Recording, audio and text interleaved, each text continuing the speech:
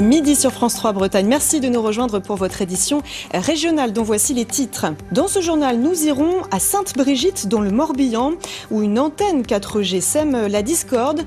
L'installation permettrait pourtant de ne plus être en zone blanche, mais tout le monde n'y est pas favorable. Une consultation des habitants est prévue.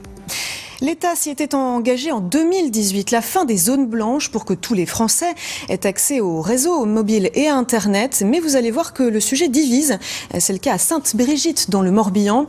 Là-bas, l'installation d'une antenne 4G a ses partisans, mais aussi ses opposants. Isabelle Rettig, Stéphanie Zad. C'est une jolie commune rurale en lisière de la forêt de Kénécan. Sainte-Brigitte, 185 habitants, son église, ses maisons en pierre et ses espaces fleuris, mais aucune antenne relais à l'horizon.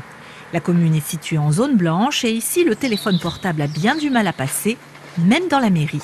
Ici, il y a des bâtiments avec des murs très épais et du coup, déjà c'est difficile à l'extérieur, mais à l'intérieur, ça passe absolument pas.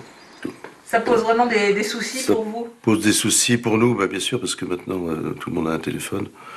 Et ça peut être des questions de sécurité, ça peut être des questions d'arrangement pour les gens, pour les touristes, etc. Le village fait donc partie des communes qui doivent être équipées en priorité. Mais ici, l'implantation d'une antenne 4G ne fait pas l'unanimité. Il y a ceux qui sont pour, comme Jean-Pierre, propriétaire de chambre d'hôte. Pour nous, c'est une catastrophe. Beaucoup de personnes sont ici, ils veulent la Wi-Fi, ils l'ont dans la chambre, mais dès qu'ils sortent, c'est fini. Ils ne peuvent plus communiquer avec la famille, ils ne peuvent pas envoyer de messages, ils n'ont pas Internet. C'est une catastrophe. Et ceux qui s'interrogent, comme cette mère de famille.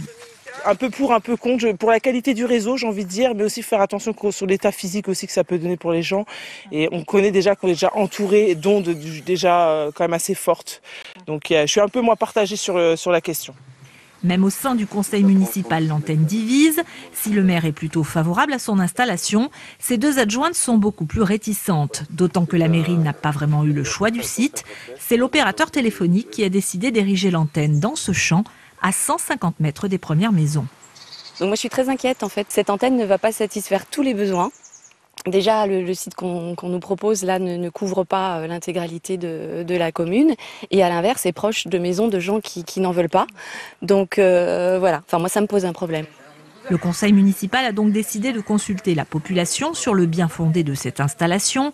D'ici fin octobre, tous les habitants pourront donner leur avis et la mairie le transmettra à la préfecture. Un avis qui devrait toutefois rester purement consultatif.